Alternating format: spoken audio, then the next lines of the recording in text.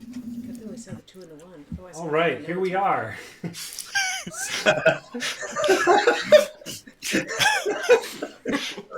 For the very first time. That's right. So, season's off to a great start. This is the Starfall Collective, Season 3, The Dying of the Light, Episode 0. Episode 0 is just for the listener slash viewer slash other interloper and players to get a feel for what's going on, make your characters, and for us to get introduced to each other and see how the season's, see what we're doing in the season. We'll do a quick intro of each person. We've got, I think, 8 or 9 interested people for the season, and 2/3 of them here. So we'll do a quick introduction so everybody can hear our voices and names and get a little bit acquainted. I'm Sir Robert Burbridge, and you can find stuff at thefarce.net. Matt, why don't you go next? Hi, I'm Matthew Talamini. I am a writer and web developer based in Providence, Rhode Island, and you can find my stuff at MatthewTalamini.com. That's Matthew, TALAMINI.com. Are you going to say who goes next, or should I pass it to somebody? Why don't you do it? I'm passing it to Josh. Thank you, Matt. I am Josh, another St. John's friend, coming at you from Augusta, Georgia.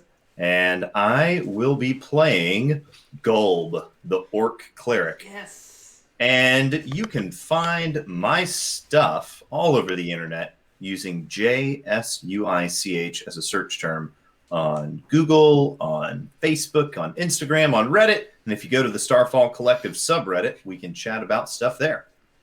Jared, take it away.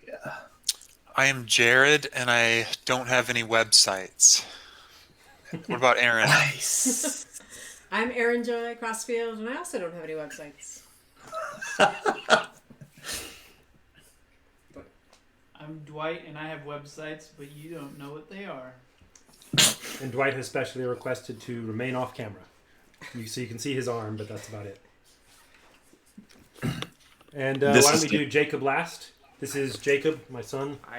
I'm Jacob, and I also do not have any websites out of personal preference. Okay. Great. And I do have a website, as I said, thefarce.net, out of impersonal preference. So, yeah, let's get started. I'm the DM for this season, and my job here tonight is to tell everybody a little bit about what's going on this season. Oh, I don't know what that was. Sounded nice, though. Tell everybody a little bit about what's going on this season and get our characters rolled up. So, I'm going to give a really brief intro to the theme of this season's gameplay. It's called The Dying of the Light. Some of you who might have listened or watched for Season 2 may remember that all the players were out gallivanting on the Cloudy Sea, searching for Enma, the king of the Cloudy Sea, a giant kraken creature. And one of the things that the players discovered was that there was, in this world of Starfalls, there was a star falling. Nebulaster, the cloud giant, had noticed it, and it was an unusual star. It was the likes of which had not been seen before. But it was going to fall sometime in the distant future, not too distant, but a couple hundred years. Season 3 takes place in the same world, a different part of the world, and it is actually a couple hundred years after the star has fallen.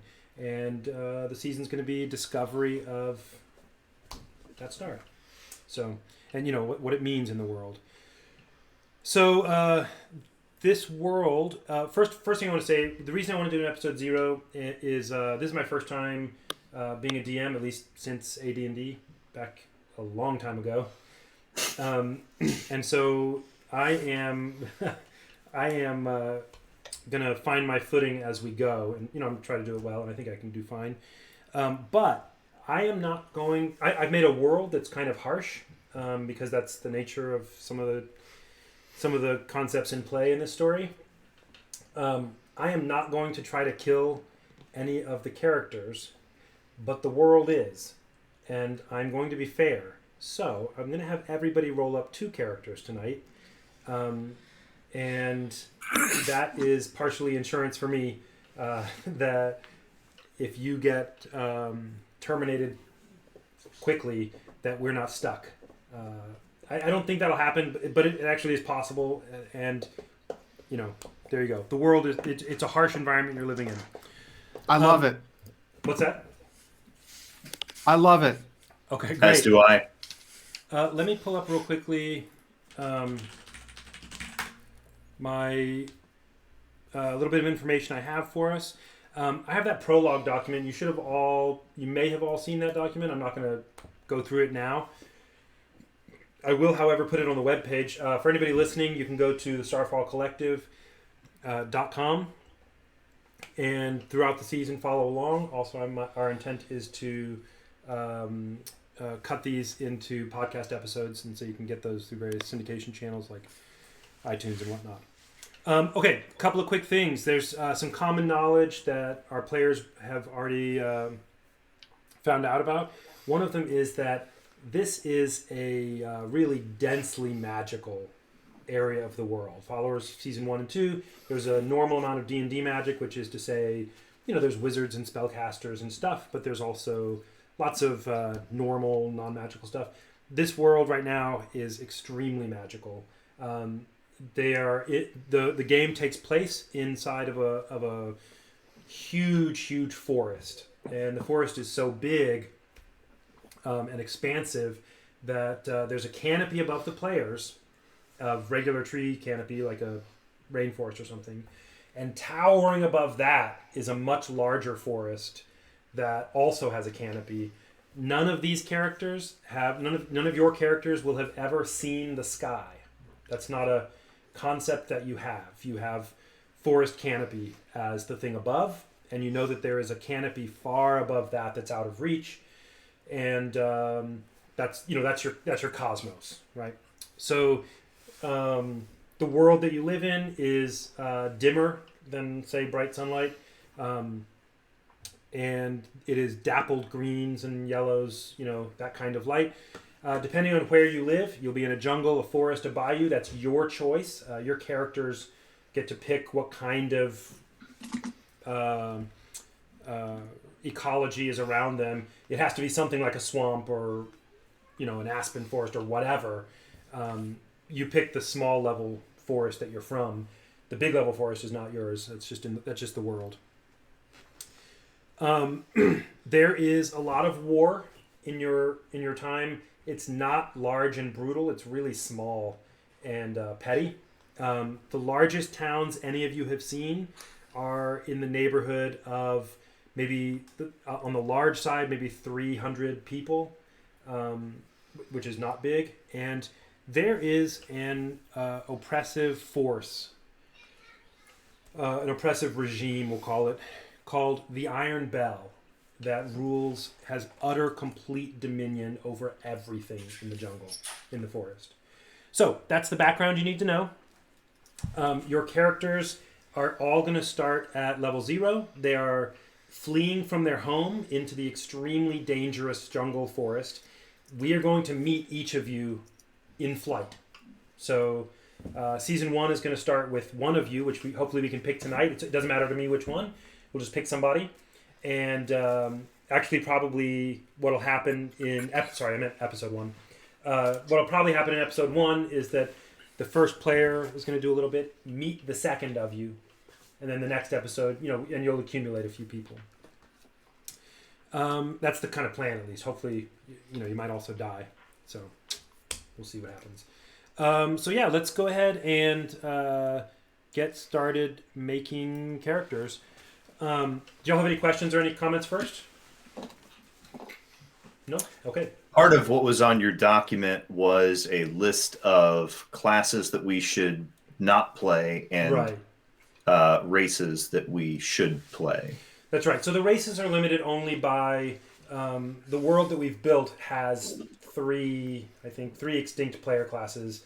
Dwarves, Dragonborn, Merfolk, actually 4, and Satyr are extinct classes. Extinct races. So you can't play those. There are no dwarves, dragonborn, merfolk, or Merfolk. satyr. Yeah. Aside from that, no races are prohibited. And elves are prohibited for the reason that the prior 2 seasons have all been in the Elven Empire, and this one's actually explicitly not there, where elves aren't. So you can't be an elf. But that does leave a good, it leaves humans, gnomes, halflings, orcs, combinations of those. You could possibly be a tiefling or something. I hadn't been thinking about that. Also, I'm okay with half orcs, half gnomes, or anything like that. As far as classes, remember that the forest that we're playing is extremely magical. It is magic rich, and one of the effects of that is that people don't really need to do a whole lot of like manual labor work. There are just ways of getting it all done easily, and everybody does what they do with the magic that's readily at hand. The magic is not just spell casting, but there are components of magic all through the forest. So you might find some blueberries or something that if you eat them, they, make you invisible or something like that. We'll get to that as we go. I have some balance in mind for that, but it's very, very magical. It's way over magical for a normal D&D. So that said, everybody should be a bard, cleric, druid, monk, sorcerer, or wizard. I cannot wait to get the list of which fruits and vegetables and leaves and things are going to allow which kinds of magic. I think you might mean you can't wait to make the list. Yes. You actually are going to have to discover that on your own. Although as you come across something, there will be a process for you to determine what it is, or possibly Excellent. die. Directly into my veins. That's right. So yeah, and I'm glad you're looking forward to that. And so war and fighting, and also other things. You will be allowed to have physical. You can have a club if you want, but it would be way better to have like a apple of fireball. You know what I mean? That kind of thing.